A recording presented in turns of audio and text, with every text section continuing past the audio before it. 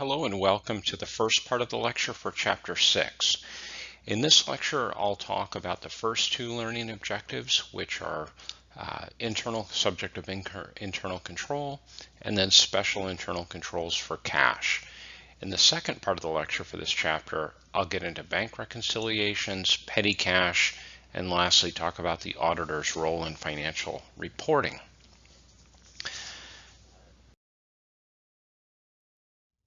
So some of you may have remembered a company called Enron. So this is back in the late 90s, early 2000s. Enron was a very large company. In fact, before it went bankrupt, it was the 7th largest company in the United States. So it was growing very rapidly.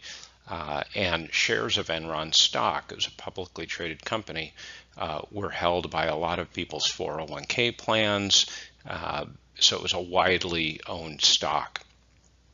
And as it turned out, the management of Enron was managing the company in a way that benefited themselves personally from a financial perspective, but created a house of cards. And when eventually it all collapsed in on itself due to massive fraud, it left shareholders with nothing. And so their stock overnight became worthless. So it damaged a lot of people's retirement plans and savings, and all of the employees in Enron, their retirement plan was invested in Enron stock. So those employees lost their jobs and lost their retirement, which is one thing if you're in your 30s. It's a whole other thing if you're in your late 50s or early 60s and about to retire. So Congress passed a law, and there were other high-profile bankruptcies as well. So Congress passed a law in 2002 called the Sarbanes-Oxley Act, and it applies to publicly traded companies. So companies where you could buy or sell their shares of ownership, called stock, on stock exchanges. So several of the provisions of that are important for accountants and for managers of companies. So the emphasis of the law is on internal control. So having a system of rules and procedures within a company that serve to safeguard assets from being stolen, serve to process information accurately. Oftentimes if people steal something from a company, they'll then create false transactions to cover their trail so they don't get caught. So now not only are you missing property of the company, but you're also you have faulty financial records. Okay, so you have two problems. And then to ensure compliance with laws and regulations. The key thing is the goal is to deter or prevent fraud rather than trying to catch it. Trying to catch fraud is nearly impossible in a large company. You can certainly try to do it, but fraudsters are always going to kind of be one step ahead of the efforts to find them. So it's better to have a very strong system of internal controls so that people aren't tempted to commit fraud in the first place. Now, this whole subject involves a level of what's called professional cynicism, which means you can trust people, but have systems in place to keep them from doing something that would erode that trust, essentially. And there's 5 different areas of internal control that I want to talk about. And the first one is the control environment. So that deals with what some books call the tone at the top. So how does the leaders of the company speak about internal controls? If the CEO of the company is somebody that's very top line, very sales oriented, and they communicate to the rest of the company that these internal controls are just pesky rules that the accountants put in our way of getting things done, then that's going to certainly erode the compliance with those rules and make it very difficult for the accounting personnel to enforce those kinds of rules that we'll talk about in a little bit. So management's attitude and then the environment that they create. So you can have 2 different companies. If one company has an extreme amount of pressure placed on employees to hit certain performance targets, sales growth, profitability, those kinds of things, or if there is a substantial bonus scheme in place that puts pressure on employees to hit those kind of financial goals, then that kind of an environment is ripe for people to cut corners and to falsify information, to commit fraud.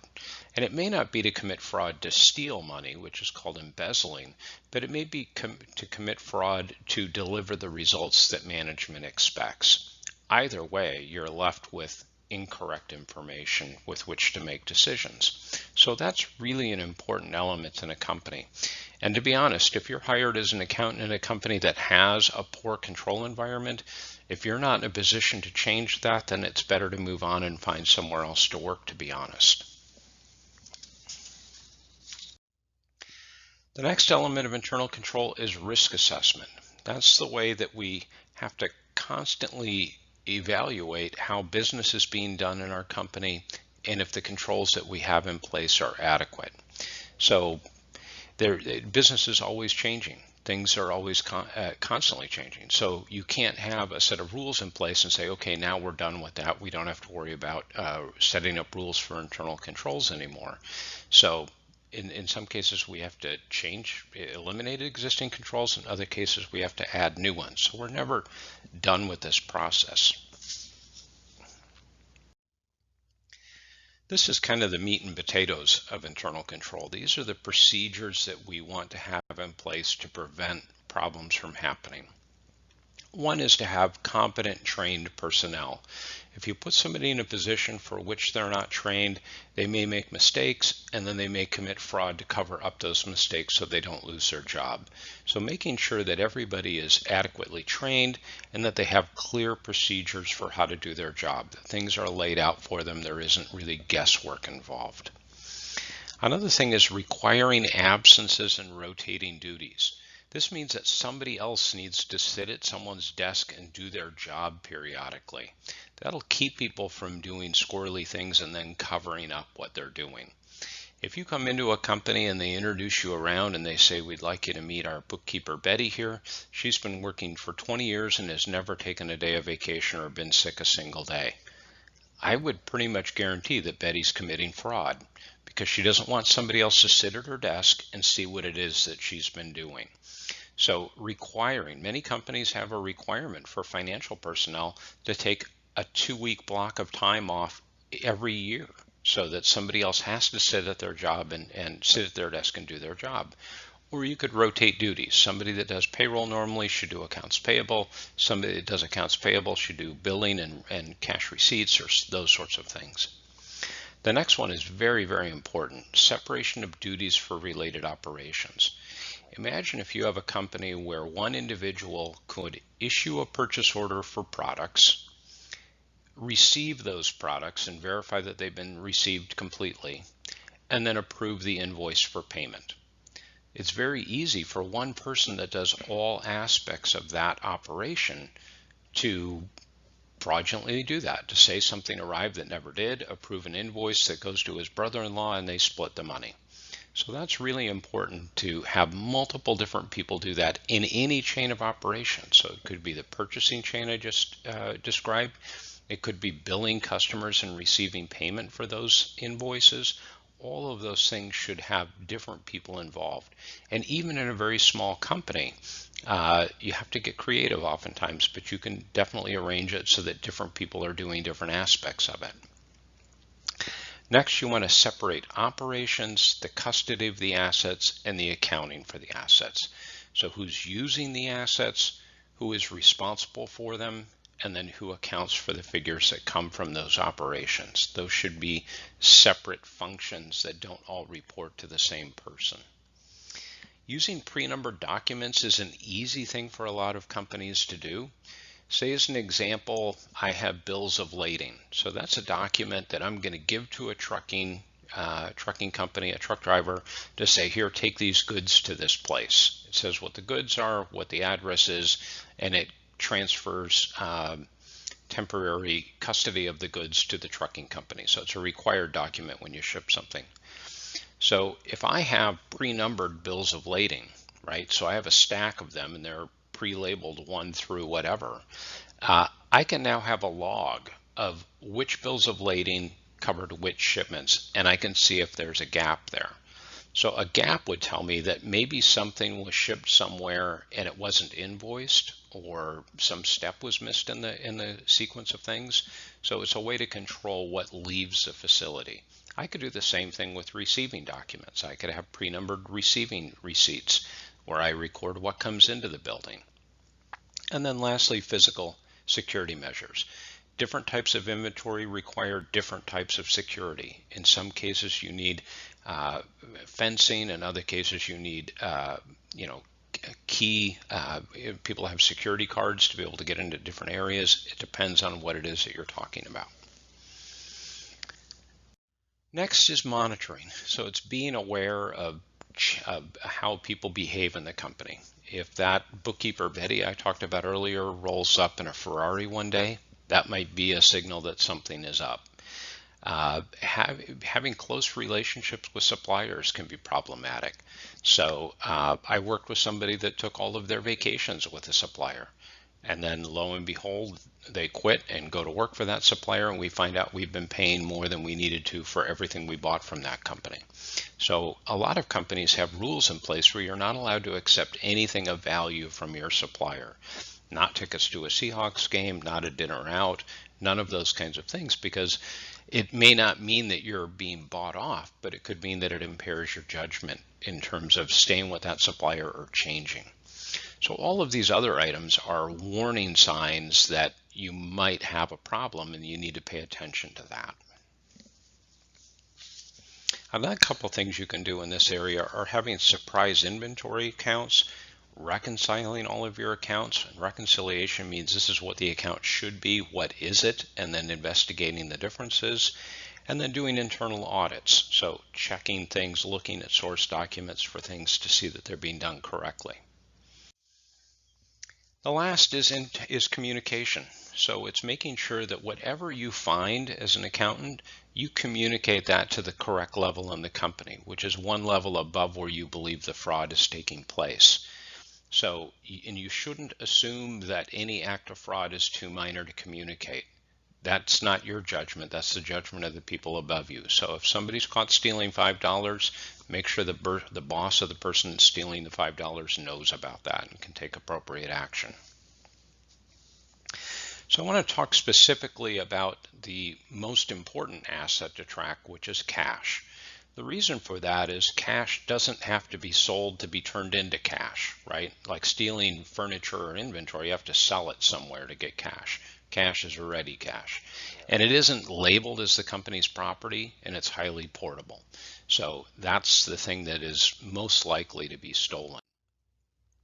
So here's an example of a good system of internal controls for a retail operation.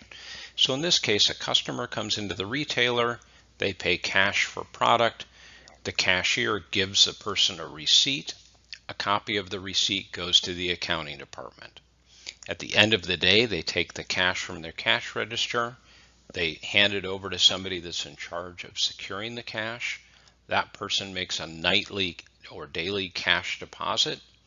They get a receipt from the bank, and then that receipt goes to the accounting department. The accounting department can now compare the amount of cash that went into the bank with the receipt that came from the cash register. Those two numbers should be equal to each other. You may have been in a grocery store before where you're in line to pay for your groceries and they change cashiers, and the new cashier will bring their drawer with money in it, and the other person will take their drawer out and they'll put their drawer in and they'll sign out and sign in. That's because they're keeping track of it cashier by cashier. This whole loop here, they're making that comparison individual by individual.